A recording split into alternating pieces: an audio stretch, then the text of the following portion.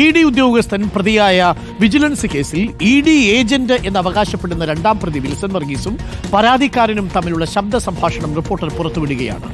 30 ലക്ഷം രൂപ അഡ്വാൻസായി നൽകിയാൽ EDയിൽ നിന്ന് പിന്നെ ഒരു ബുദ്ധിമുട്ടും ഉണ്ടാകില്ലെന്നാണ് വിൽസന്റെ വാഗ്ദാനം. പല കേസുകളിലും താൻ എൻഫോഴ്സ്മെന്റ് ഡയറക്ടറേറ്റിന് മുന്നിൽ ഇടനിലക്കാരനായിട്ടുണ്ടെന്നാണ് വിൽസൺ അനീഷിനോട് പറയുന്നത്. കേൾക്കാം.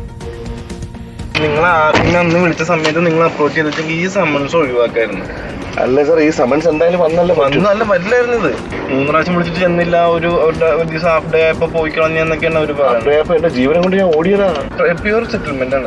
ഫോണിൽ കൂടി സെറ്റിൽമെന്റ് EDയും സാർമാരെ പേര് അങ്ങനെ ഒന്നും പറയില്ല കേട്ടോ. 1-2 പ്രാവശ്യം ഉപയോഗിക്കണം. അല്ലത് നമുക്ക് അറിയാൻ വയ്യ. ഇനിയില്ല, ഇനി പക്ക അതുകൊണ്ടാണ് ഞാൻ നേരിട്ട് ഫണ്ടിന്റെ പുറത്ത് ചെയ്യാനുള്ള സംഭവം. ഫണ്ടിന്റെ പുറത്ത് ഇനിയിപ്പോ 14-ാം തീയതി പോകാതെ നമ്മളൊന്ന് മയപ്പെടുത്തിയിട്ട് നിങ്ങൾ പോകണം എന്താണെങ്കിലും, പക്ഷെ നിങ്ങൾ ആരും ഒന്നും ചെയ്യില്ല, ഹരാസ്മെന്റ് ഒന്നും ഉണ്ടാവില്ല ടൈംസ് ആയാൽ. പക്ഷെ സ്റ്റേറ്റ്മെന്റ് അവർക്ക് എടുത്ത് ഫയലായി ചെയ്ത് വിടണം. അപ്പൊ നിങ്ങൾ പേയ്മെന്റും കാര്യങ്ങളൊക്കെ ആയിട്ട് ഓക്കെ ആണെങ്കിൽ 14 ഞാൻ ഓക്കെയാണ്. അവരുടെ ആസ്കിംഗ് ഒക്കെ വേറെ ലെവലാണ്. അപ്പൊ നമ്മൾക്ക് ഇത് എന്തോ ഒരു ഓഫർ ഇടാൻ പറ്റും. നിങ്ങൾക്ക് പറ്റണ ഒരു ഓഫർ ഒരു 10-30 ലക്ഷം ടോക്കൺ അറേഞ്ച് ചെയ്യും. എന്നിട്ട് 25-ാം തീയതി 14-ാം തീയതി കേസില്ലേ, നമുക്ക് വളരെ സിമ്പിൾ ആയിട്ട് മുന്നോട്ട് നീങ്ങാം. 14-ാം തീയതി വേണമെങ്കിൽ ഞാനും കൂടി ഒരുമിച്ച് വരാം ഓഫീസിലോട്ട്. എന്നിട്ട് നിങ്ങൾക്ക് അപ്പൊ തന്നെ ഇറങ്ങാം. എന്നിട്ട് പുറത്തിരുന്ന് നമുക്ക് സംസാരിക്കുന്നത് എങ്ങനെ തീരുമെന്ന്. ഇത് നിങ്ങളുടെ ഒരു പ്രോപ്പർട്ടി അറ്റാച്ച് ചെയ്തിട്ട് തീരുള്ളൂ. ഒരു പ്രോപ്പർട്ടി അറ്റാച്ച് ചെയ്ത് അവർ വിട്ടേക്കും. പപ്പയുടെ പേരിലേ പ്രോപ്പർട്ടി ഉള്ളൂ. അല്ല, ഞാൻ പറയണത് നിങ്ങളുടെ മറ്റേ കേസ് നടക്കണല്ലേ, ഏത് അതിൽ അറ്റാച്ച്മെന്റ് ഉണ്ട്. എന്റെ വീട് അറ്റാച്ച്മെന്റ് കിടക്കുക. അത് കോടതിയിൽ നടന്നിരിക്കണല്ല കേസ്. അത് തീരുമ്പോൾ പിന്നെ ഇവര് വരുള്ളൂ. മനസ്സിലായി? അതല്ലാണ്ട് ഫ്രീസിംഗിൽ വെക്കണ പരിപാടി ഉണ്ട്. അത് ഞാൻ സജസ്റ്റ് ചെയ്യില്ല. എന്നുവെച്ചാൽ ഇപ്പൊ നിൽക്കുന്ന ആൾക്കാരൊക്കെ ഒരു 6-7 മാസം ഷഫ്ലിംഗ് നടക്കും. അപ്പൊ പുതിയ ആൾ വന്നിട്ട് ഈ ഫയൽ വീണ്ടും. അല്ല സാർ, ഇത് ഇപ്പൊ നമ്മൾ ഈ പേയ്മെന്റ് കൊടുക്കേണ്ടവർ വീണ്ടും നമ്മുടെ ഇത് ഇത് എങ്ങനെ ഇത് ടോക്കൺ വെച്ചിട്ട് ഇപ്പൊ നിങ്ങൾക്ക് 14-ാം തീയതിക്ക് ലുക്കൗട്ട് നോട്ടീസ്, അറസ്റ്റ്, മറ്റേ പാസ്പോർട്ടിൽ ഇത് ചെയ്യും. ഓൾറെഡി കോടതിയിലാണ് നമ്പർ ഇവരുടേതായ രീതിയിലും ചെയ്യും. അപ്പൊ അതൊന്നും ഇല്ലാണ്ടിരിക്കാൻ വേണ്ടി ഇപ്പൊ സ്റ്റോപ്പ് ചെയ്ത് വെച്ചിട്ട് നിങ്ങളുടെ EDയിൽ പ്രശ്നങ്ങളൊന്നും ഇല്ലാന്നും പറഞ്ഞിട്ട് ഇത് ഇവിടെ വെക്കും. EDന്ന് പിന്നെ നിങ്ങൾക്ക് ഒരു ബുദ്ധിമുട്ടുണ്ടാവും. നോട്ടീസ് അവിടെ വെക്കുള്ളൂ. അല്ല, നമുക്ക് എന്ത് ഉറപ്പ് പിന്നെ വരത്തില്ലെന്നുള്ളത്. ഇത് എന്റെ ഫസ്റ്റ് ട്രയലല്ല ഒന്ന്. പിന്നെ അതിന് വേണ്ട രീതിയിൽ വേണമെങ്കിൽ നിങ്ങളുടെ ലോയറിനെ കാണിച്ചു കൊടുക്കേണ്ട രീതി ചെയ്യാം. എന്നാലും മതി. അത് അവര് ആ പേപ്പർ നിങ്ങൾക്ക് തരില്ല, ആർക്കും അങ്ങനെ കൊടുക്കാറില്ല. പക്ഷെ ഇതിന്റെ അറ്റാച്ച്മെന്റ് ഉണ്ട്. ഇത് അതെങ്ങനെയാണെന്ന് ലീഗൽ സൈഡ് നോക്കാം. പക്ഷെ ഞാനിപ്പോ വിളിച്ചു പറയാം, സാറേ ഇവര് ഓക്കെയാണ് എന്ന് പറയാം. 14-ാം തീയതിക്ക് മൊത്തത്തിൽ 30 ലക്ഷം രൂപ ടോക്കൺ. പിന്നെ വേറെ അല്ല, ഒരു ഓഫീസിന്റെ അകത്ത് ഡയറക്ടർ എഴുതി വെച്ചിരിക്കുന്നത്. അത് നമ്മൾക്ക് ഒരു പിടുത്തവര് തരില്ല ആരാണെന്നൊന്നും. മനസ്സിലായി? ഇത് ഡയറക്ടർ ശരിക്കും പറഞ്ഞാൽ മലയാളം സംസാരിക്കുന്ന ആളല്ല. അയാൾ കേരളക്കാരനല്ല. അയാൾക്ക് മാറി. നിങ്ങളന്ന് പോയപ്പോൾ ആള് മാറി വേറെ ആളൊക്കെ വന്നു കഴിഞ്ഞു. പുള്ളിക്കാരൻ എന്റെ മെയിൽ ഒറ്റയ്ക്ക് നിനക്കിത് സെറ്റിൽ ചെയ്യണമെന്നോ താല്പര്യം ഉണ്ടോടാ എന്നിങ്ങനെ ചോദിച്ചിട്ടുണ്ട്. പക്ഷെ എനിക്ക് എന്തായാലും അതിലെ പേടിയുടെ ഇതില് ഞാൻ വിചാരിച്ച അവര് ജെന്യൂൻ ആയിട്ടുള്ള എന്തെങ്കിലും ഇൻവോയ്സസോ അങ്ങനെ വല്ലതും ചോദിക്കാതിരിക്കുമെന്ന്. പക്ഷെ പുള്ളി നല്ല കറക്റ്റ് ആയിട്ട് നല്ലോണം മലയാളം. ഞാൻ പുള്ളിക്ക് മലയാളികൾ 3-4 പേരുണ്ട് ഇവിടെ.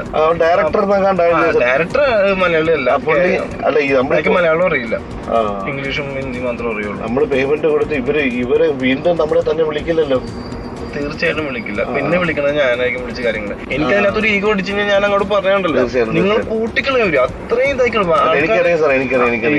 പിണറായി വിജയന്റെ മോളെയും പാർട്ണറേയും വരെയിട്ട് മുട്ടുകുത്തിക്കണം. എന്റെ പണി ഞാൻ ഒരു 3 വട്ടം അവരുടെ അടുത്ത് കയറി ഇരുന്ന് എനിക്ക്. പക്ഷെ ഇവരടുത്ത് ഒരു ഹായ് പറഞ്ഞാൽ പിന്നെ തീർന്നു. പിന്നെ അവർക്ക് അവരുടേതായ ബെനിഫിറ്റിലോട്ട് അവർ പോകണമെങ്കിൽ പിന്നെ ഒരു പ്രശ്നങ്ങളും ഇല്ല. ക്യാഷ് ആയിട്ടായിരിക്കും. അത് ആരെങ്കിലും ഒന്ന് കളക്ട് ചെയ്യും, അങ്ങനെ ആയിരിക്കും.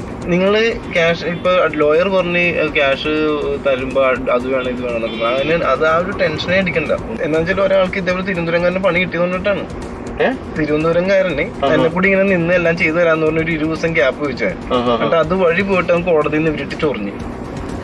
ഇപ്പൊ അതിന് ടൈം കഴിഞ്ഞു. ഇനിയിപ്പൊ അവനെ പിടിക്കും. അവിടെ പോയിട്ട് റെയ്ഡ് ചെയ്ത് അറസ്റ്റ് ചെയ്യാൻ പോണെയാണ്. ഞാനത് അതിനടുത്ത് പറഞ്ഞിട്ടില്ല. ഞാൻ പറഞ്ഞു അങ്ങനെ ഫൈറ്റ് ചെയ്യണമെങ്കിൽ ചെയ്യാം, പക്ഷേ നമുക്ക് അങ്ങനെ ഒരു ഫൈറ്റും വേണ്ട. സ്റ്റേറ്റ്മെന്റ് എടുക്കുന്ന ഒരു കറുത്തൊരു സാറുണ്ട് സാർ, പുള്ളിയുടെ പേര്. പക്ഷെ പുള്ളി നല്ല കോപ്പറേറ്റീവ് ആയിരുന്നു. നിങ്ങൾക്ക് അത് തോന്നണേ ഇവർ അങ്ങോട്ടും ഇങ്ങോട്ടൊക്കെ പല രീതിയിൽ നടത്തുന്നത്. അപ്പൊ അന്നാള് പേയ്മെന്റ് കൊടുക്കാൻ ഇവർക്ക് എല്ലാവരും കൂടെ കൊടുക്കണ്ടേ? ആ ഡിപ്പാർട്ട്മെന്റിലോട്ടാണ് ഇത് പോകുന്നത്. അതല്ലാതെ തീരില്ല. ആരെങ്കിലും ഒരാൾ ഇത് പറ്റിയിട്ട് ബാക്കിയുള്ളവർ ഇങ്ങനെ ഇരുന്നാൽ അത് വിഷയമാവില്ല. ഇപ്പൊ ഇല്ല അത് ഏറ്റവും ടോപ്പിലെ ഒരാളാണ് ഇത് സൈൻ ചെയ്താലേ പോകുള്ളൂ. ഇതിനകത്ത് ഇപ്പൊ ഈ അടുത്ത ഒരാൾക്ക് ഞാൻ ഇതേപോലെ സംസാരിച്ചിട്ട് ഒരാളുടെ കാര്യങ്ങൾ ക്ലിയർ ചെയ്ത് അയാളെ കൂടെ ഒരാള് കുറച്ച് ഇതൊക്കെ നമ്പറൊക്കെ കാണിച്ച് അയാള് വേറൊരാൾക്ക് കൊണ്ട് പൈസ കൊടുത്തു. എന്നെക്കാൾ ഏജ് ആയിട്ടുള്ള ഒരാളാണ്. 50 ലക്ഷം രൂപയാണ് പോയത്. എന്റെ കൂടെ ഉണ്ടാകുന്ന ആൾക്ക് മറ്റേ പാസ്പോർട്ടിന്റെ ചെറിയ ഇഷ്യൂസ് ആണ്. അയാൾ ദുബായിക്ക് പോവുകയും ചെയ്തു. 10 ദിവസം 10 days സാറ് സമയം തരാം. മാക്സിമം സാറ് കുറച്ച് അത് നിങ്ങൾ നേരിട്ട് തന്നെ സംസാരിക്കുന്ന ഒരു അവസ്ഥ ഞാൻ തരാം. മനസ്സിലായില്ലേ? ഞാൻ നിങ്ങൾ എഴുതി തരാം. നിങ്ങളുടെ അവസ്ഥ പറയാൻ പറ്റും. ഒരാളെ സെറ്റ് ചെയ്ത് തരാം. ഞാനെന്ന് പറഞ്ഞാൽ ഓഫീസിന്റെ പുറത്തൊരാളാണ്. മറ്റെന്ന് പറയുമ്പോ ഈ ആളല്ല, പക്ഷെ ഒരാൾ വരും. അയാൾക്ക് അവിടെ പറയാനുള്ള എല്ലാ പവറും ഉണ്ട്. പക്ഷെ നിങ്ങൾ ഓക്കെ എന്ന് പറഞ്ഞാൽ അഡ്വാൻസ് തരുന്നവരെ അയാൾ ഇറങ്ങൂല. മനസ്സിലായോ? എന്നുവെച്ചാൽ അയാളെ കണ്ടിട്ട് പിന്നെ അയാളുടെ ഫേസ് അത്യാവശ്യം പുറത്തറിയാവുന്നതാണ്. അപ്പൊ പിന്നെ ബാക്കി പണിയായി. എനിക്ക് അങ്ങനെ കാണണമെന്നോ ഒന്നും. അയാളൊരു പ്രൊഫഷണലാണ്. നിങ്ങളുടെ ലോയർ പോലെ തന്നെ ഒരു പ്രൊഫഷണലാണ്. ഇതിപ്പോ നിങ്ങൾ ഇവിടുന്ന് സംസാരിക്കുമ്പോണ്ടല്ലോ, നിങ്ങളിപ്പോ പൈസ കൊടുത്തിട്ട് പിറ്റേ കേസ് തീരില്ല. ഇത് പതിയെ നിങ്ങളുടെ സ്റ്റേറ്റ്മെന്റ് ഒക്കെ എടുത്ത് നിങ്ങൾ വന്നു പോയെന്നുള്ള നോട്ടീസ് ഒക്കെ എടുത്ത് അങ്ങനെ തീരുള്ളൂ. സ്റ്റേറ്റ് അങ്ങനെ ഒരു കേസും തീർത്തതിന് ശരി ശാശ്വതമാകൂല. എന്ന് വെച്ചാൽ നിങ്ങൾ എന്ത് അടിസ്ഥാനത്തിലാണ് നിങ്ങൾ തീർത്തു വിട്ടേണ്ടത്? ഇതൊക്കെ അവിടെ ഫയലാക്കാനുള്ളതാണ്. ഞാനത് നേരിട്ട് എല്ലാ കാര്യം പറഞ്ഞു തന്നെയുണ്ട്. അല്ലെങ്കിൽ നിങ്ങൾ പൈസ നാളത്തേക്ക് നിങ്ങളുടെ കേസ് തീർത്ത് തരാന്ന് പറഞ്ഞാൽ നടക്കില്ല കേട്ടോ. അത് തീരില്ല.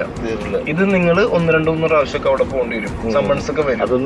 ഹറാസ്മെന്റ് ഉണ്ടാവില്ല, തൊടയില്ല.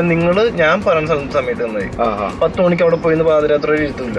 ഞാൻ നിങ്ങൾക്ക് ഇന്ന് വരാൻ പറ്റില്ല, ഓക്കെ നാളെ വന്നാൽ മതി, അങ്ങനെ ഞാൻ ആക്കി തരാം. അത് ഈ ടോക്കൺ പറഞ്ഞാൽ അന്ന് തുടങ്ങി നിങ്ങൾക്ക് നമ്മൾ പറയണ പോലെയൊക്കെ ടൈം നിങ്ങളുടെ കൂടെ സൗകര്യം നോക്കിയിട്ട്. അപ്പൊ അങ്ങനെ ഗ്രാജുവലി ഈ സ്റ്റേറ്റ്മെന്റ് എല്ലാം എടുത്ത് ഫയലാക്കി ഞങ്ങൾ നോക്കിയിട്ട് ഇന്നതാണ് കാര്യങ്ങൾ എന്നൊക്കെ പറഞ്ഞിട്ട് ഒരു അറ്റാച്ച്മെന്റ് എന്തൊക്കെയോ ചെയ്യും. അറ്റാച്ച്മെന്റ് ഉണ്ടാവും. അപ്പൊ അറ്റാച്ച്മെന്റിന്റെ കേസൊക്കെ ഇപ്പൊ ഇയാളോട് ഞാൻ ഡീറ്റെയിൽ ഇതാക്കി തരാം. അവർക്ക് എപ്പോഴും റെക്കോർഡ്സ് വേണേ. ഇപ്പൊ ഈ ശരിക്കും അന്ന് നിങ്ങൾ ഞായറാഴ്ച വന്നിരുന്നെങ്കിൽ അവരെ വിളിച്ചിട്ട് ഞാൻ ഓക്കെ ആണെന്ന് പറഞ്ഞു. അല്ല, ഞാൻ പറഞ്ഞ ഈ സമ്മൺസേ വരില്ലെന്ന് പറഞ്ഞ സമ്മൺസ് ഇപ്പൊ വേറൊരു ഇതിലോട്ട് വന്നു. അതെ, അപ്പൊ ഈ സമ്മൺസ് വന്നെങ്കിൽ ഈ ഒരാളല്ല വിടുന്നത്. ശേഖർ വിടാൻ നേരത്ത് ചെന്നൈയിലെ ഹെഡ് ഓഫീസിലോട്ടും ഇത് കാണിക്കണം, ഡൽഹി ഹെഡിലോട്ടും കാണിക്കണം. ഇതൊരു ഓഡിറ്റിംഗ് കുറച്ച് സംഭവങ്ങളുണ്ട്. അല്ലാതെ തോന്നിയ പോലെ ഓക്കെ അന്വേഷിച്ച് ഇങ്ങോട്ട് വാ പറഞ്ഞിട്ട് മെസ്സേജ് എടുക്കണമല്ല. എസ് ശരൺ നമുക്കൊപ്പമുണ്ട്. S Sharan, good morning. പ്രിയപ്പെട്ട പ്രേക്ഷകർ ഇപ്പോൾ കേട്ടത് യഥാർത്ഥത്തിൽ ഇ ഡിയുടെ ഏജന്റ് എന്ന് പറയുന്ന വിൽസൺ എന്ന് പറയുന്നയാളാണ് ഈ ശബ്ദരേഖയിൽ ഒരു ഭാഗത്തുള്ളത്. മറുഭാഗത്തുള്ളത് അനീഷാണ്. തുറന്നു പറയുകയാണ് ശരൺ. എങ്ങനെയാണ് ഇ ഡി ഈ കേസുകൾ അവസാനിപ്പിക്കുന്നത്? എങ്ങനെയാണ് ഈ ഇ ഡി കേസുകൾ കൈകാര്യം ചെയ്യുന്നത്? 30 ലക്ഷം രൂപ അഡ്വാൻസ് ആയിട്ട് കൊടുക്കുക, അതും ഡിപ്പാർട്ട്മെന്റിലെ പലർക്കും കൊടുക്കുന്നു എന്നാണ് ഇ ഡിയുടെ ഏജന്റ് എന്ന് അവകാശപ്പെടുന്ന ഈ വിൽസൺ വന്ന് നമ്മളോട് പറഞ്ഞിരിക്കുന്നത്. മാത്രവുമല്ല, തെളിവുകൾ സഹിതമാണല്ലോ പറയുന്നത്, അല്ലേ ശരൺ?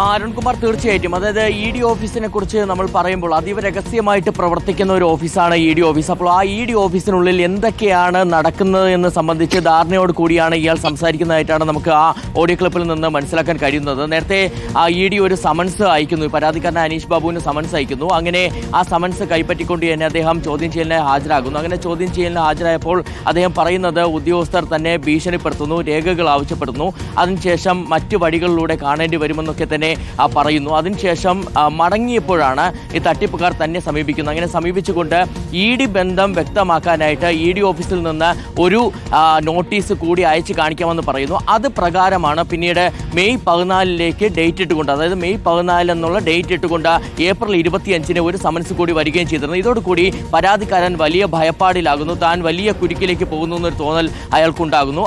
അതോടുകൂടിയാണ് ഇയാൾ ഇത് ഒത്തുതീർപ്പിലേക്ക് പോകാമെന്നുള്ളൊരു തീരുമാനത്തിലേക്ക് എത്തുന്നത്. അതിന്റെ ഭാഗമായിട്ടുള്ള സംഭാഷണമാണ് ഇരുവരും തമ്മിൽ നടന്നിരിക്കുന്നത്. ഇ ഡി ഓഫീസിന് സമീപത്ത് വെച്ച് തന്നെയാണ് ഈ പരാതിക്കാരനായ അനീഷ് ബാബുവും ഒപ്പം തന്നെ ഈ രണ്ടാം പ്രതിയായ വിൽസൺ വർഗീസും തമ്മിലുള്ള സംഭാഷണം നടന്നിരിക്കുന്നത്. അതിൽ നമ്മൾ പ്രധാനമായും ഏറ്റവും കീ പോയിന്റായിട്ട് കാണാൻ കഴിയുന്നത് 30 ലക്ഷം രൂപ അഡ്വാൻസ്, അതായത് 2 കോടി രൂപയാണ് മൊത്തത്തിൽ ആവശ്യപ്പെട്ടിരുന്നത്. 30 ലക്ഷം രൂപ അഡ്വാൻസായി നൽകുകയാണെന്നുണ്ടെങ്കിൽ പിന്നീട് നിങ്ങൾക്ക് ഒരു പ്രശ്നവും ഉണ്ടാകില്ല എന്നുള്ളതാണ്. അവിടെ ഒന്ന് ചോദ്യം ചെയ്യലിനായി ഹാജരാകേണ്ടി വരും, സ്റ്റേറ്റ്മെന്റ് കൊടുക്കേണ്ടി വരും, കണ്ടുകെട്ടൽ നടപടി നടപടികളിലേക്ക് പോകും. അതിനപ്പുറമുള്ള മറ്റു ഒരു ബുദ്ധിമുട്ടും നിങ്ങൾക്ക് ED ഉദ്യോഗസ്ഥരുടെ ഭാഗത്തു നിന്ന് ഉണ്ടാകില്ല എന്നുള്ള. ഇനി മറിച്ചാണ്, ഇനി അങ്ങനെ താല്പര്യമില്ല, കോടതി വഴി പോകാനാണ് ഉദ്ദേശമെന്നുണ്ടെങ്കിൽ കൃത്യമായി തന്നെ നിങ്ങളെ ലക്ഷ്യമിട്ടുള്ള നടപടികൾ ED ഉദ്യോഗസ്ഥരുടെ ഭാഗത്തു നിന്നുണ്ടാകുമെന്ന് പറഞ്ഞുകൊണ്ടാണ് ഭീഷണിപ്പെടുത്തുന്നത്. അത് ചൂണ്ടിക്കാട്ടുന്നത് നേരത്തെ ഒരു തിരുവനന്തപുരത്തുകാരന് ഈ സമാനമായൊരു അനുഭവം ഉണ്ടായിട്ടുണ്ട്. അയാൾ കോടതി വഴി EDയെ ചോദ്യം ചെയ്യാൻ വേണ്ടിയിരുന്നു. അതോടുകൂടി ഇപ്പോൾ അയാളിലേക്ക്, അതായത് അയാളെ റെയ്ഡ് നടത്തി അറസ്റ്റ് ചെയ്യാൻ പോകുന്നതാണെന്നുള്ള ഭീഷണിപ്പെടുത്തൽ കൂടിയാണ് ഈ രണ്ടാം പ്രതിയായ വിൽസൺ വർഗീസിന്റെ ഭാഗത്തു നിന്നുണ്ടാകുന്നത്. ഇതോടൊപ്പം തന്നെയാണ് EDയിൽ മാത്രമല്ല IT അടക്കമുള്ള, അതായത് IT-യിലും തനിക്ക് വലിയ ഹോൾഡ് ആണെന്നുള്ളൊരു അവകാശവാദവും ഇയാൾ മുന്നോട്ട് വയ്ക്കുന്നുണ്ട്. മറ്റൊരു പ്രധാനപ്പെട്ട കാര്യം, EDയിലേക്ക് പോകുന്ന പണം, അതായത് 30 ലക്ഷം രൂപ ഇത്തരത്തിൽ കളക്ട് ചെയ്യുന്ന പണമൊക്കെ തന്നെ ഡിപ്പാർട്ട്മെന്റിലേക്ക് പോകുന്നുണ്ട് എന്നുള്ളത് കൂടിയാണ് ഇയാൾ ആ ഓഡിയോ സംഭാഷണത്തിൽ പറയുന്നത്. ഒപ്പം തന്നെയാണ് ഇപ്പോൾ നമുക്കറിയാം, നിലവിൽ വിജിലൻസ് വലിയ രീതിയിൽ തന്നെ അന്വേഷണം തുടരുകയാണ്. പ്രത്യേകിച്ച് ഈ കേസിലെ ഒന്നാം പ്രതി എന്ന് പറയുന്നത് ശേഖർ കുമാറാണ്, EDയുടെ അസിസ്റ്റന്റ് ഡയറക്ടറാണ്. അപ്പോൾ ശേഖർ കുമാറിനെ വിളിച്ചു വരുത്തി ചോദ്യം ചെയ്യാൻ വേണ്ടി ഇരിക്കുകയാണ്. ഇതിനിടയിൽ ആ ഓഡിയോ ക്ലിപ്പിൽ ശേഖർ കുമാറിന്റെ പേര് കൂടി ഈ രണ്ടാം പ്രതിയായ വിൽസൺ പരാമർശിക്കുന്നുണ്ടെന്നുള്ളതും പ്രധാനമാണ്. ശേഖർ കുമാർ താങ്കൾക്കെതിരെയുള്ള, നിങ്ങൾക്കെതിരെ ഒരു റിപ്പോർട്ട് തയ്യാറാക്കി വെച്ചിട്ടുണ്ട്. ആ റിപ്പോർട്ട് മറ്റൊരു യൂണിറ്റിലേക്ക്, അവിടുത്തെ തന്നെ, അതായത് EDയുടെ പ്രവർത്തനം യൂണിറ്റുകളായിട്ടാണ്. അപ്പോൾ മറ്റ് അന്വേഷണ ഉദ്യോഗസ്ഥരിലേക്ക് പോകുകയാണെന്നുണ്ടെങ്കിൽ നിങ്ങൾക്ക് കൂടുതൽ പണി കിട്ടും എന്നുള്ളത് പറഞ്ഞുകൊണ്ടുള്ള ഒരു ഭീഷണിപ്പെടുത്തലാണ് ഇപ്പോൾ രണ്ടാം പ്രതിയായ വിൽസൺ വർഗീസിന്റെ ഭാഗത്തു നിന്നുണ്ടാകുന്നത്. ഓക്കെ ശരൺ, ഞാൻ ശരണിലേക്ക് തിരിച്ചു വരാം.